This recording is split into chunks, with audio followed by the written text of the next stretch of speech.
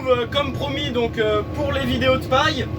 Donc je vous mets tout de suite quelques images de la parcelle où on est. Une belle parcelle, on a testé l'humidité, on est autour de 10-11. Donc une belle parcelle de 35 hectares. Je vous mets tout de suite les quelques images et vidéos que j'ai pu prendre en drone. Et puis on se retrouve après.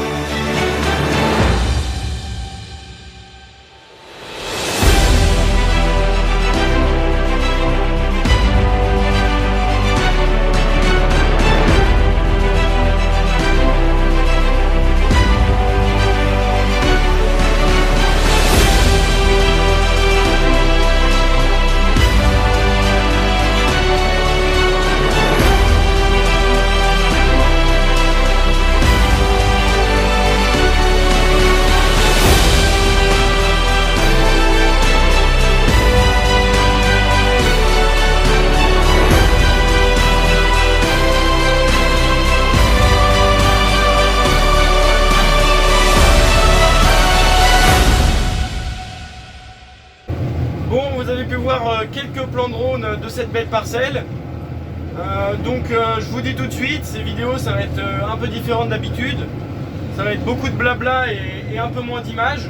Après c'est le principe, ça va être un petit peu sous format de vlog puisque je vais essayer de vous expliquer un petit peu tout au long de ma saison des petites choses, des petits détails auxquels il faut faire attention, que j'ai appris, etc. Des moments je peux filmer, d'autres je peux pas, donc il y a des moments, ça dépend des parcelles. Il y a des parcelles où je pourrais même sortir le drone, d'autres où ça sera beaucoup plus compliqué. Allez, bonne vidéo. Donc comme vous avez pu le voir sur les images, on tourne avec deux presses Massey Ferguson. C'est des 2270 XD, donc des presses haute densité, donc en balles cubiques. Elles font des bottes de 120 de large, 90 de haut. Et nous on a réglé la longueur à 2,35 m. La longueur est variable, ça peut s'ajuster. Et donc c'est le choix de l'entreprise de mettre en 2,35 m. Vous avez pu voir aussi que les deux presses étaient accompagnées d'un groupeur de bottes. Donc c'est un groupeur de bottes Force Stack, donc qui groupe 4x4 les ballots et qui les emmène en bout de champ. Ensuite il essaye de faire jusqu'à 10 piles, donc les unes à côté des autres. Et étant donné qu'il groupe 4x4, donc ça permet d'avoir 40 ballots, donc 40 bottes en bout du champ.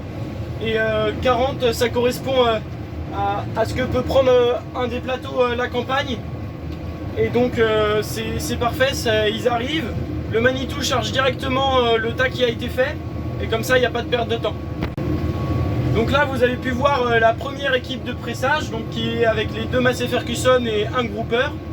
Et il y a une deuxième équipe, donc avec une presse New Holland et une presse Krone, donc qui sont accompagnées elles aussi d'un groupeur. On a terminé pour cette parcelle, on va passer dans une autre parcelle.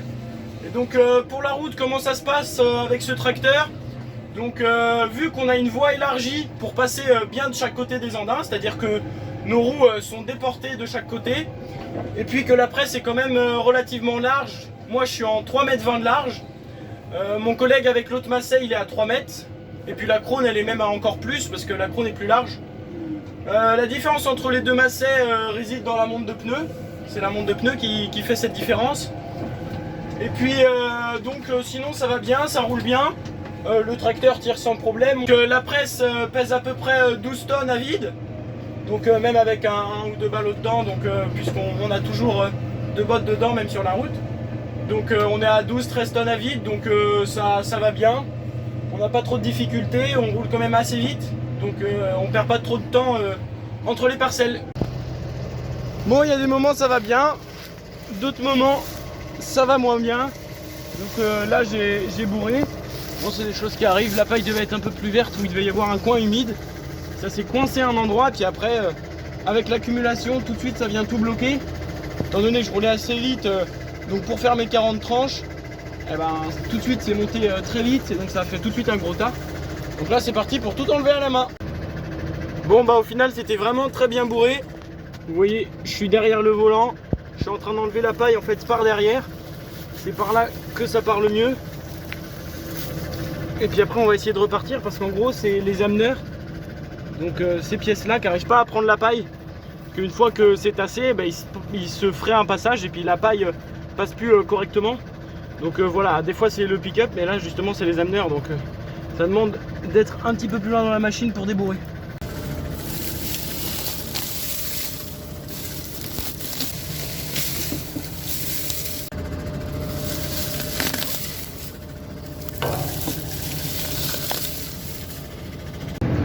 C'est bon, je suis reparti.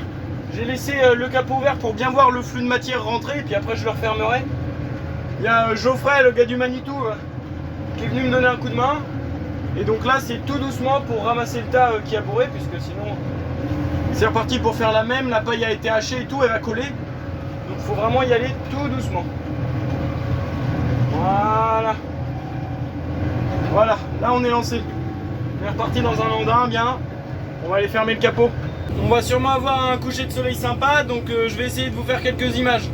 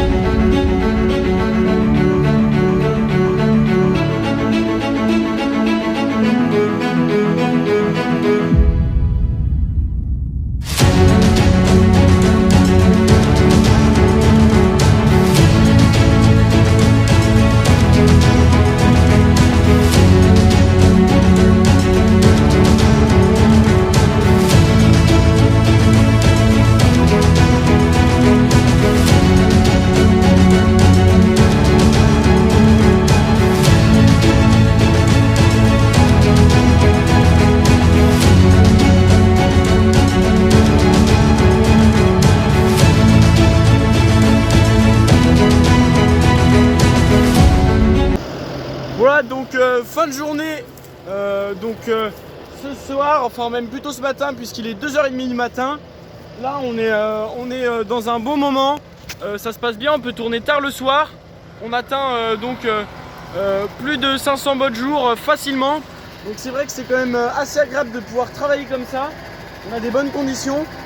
Et donc tous les soirs, ou même plutôt en ce moment tous les matins, donc on souffle les presses.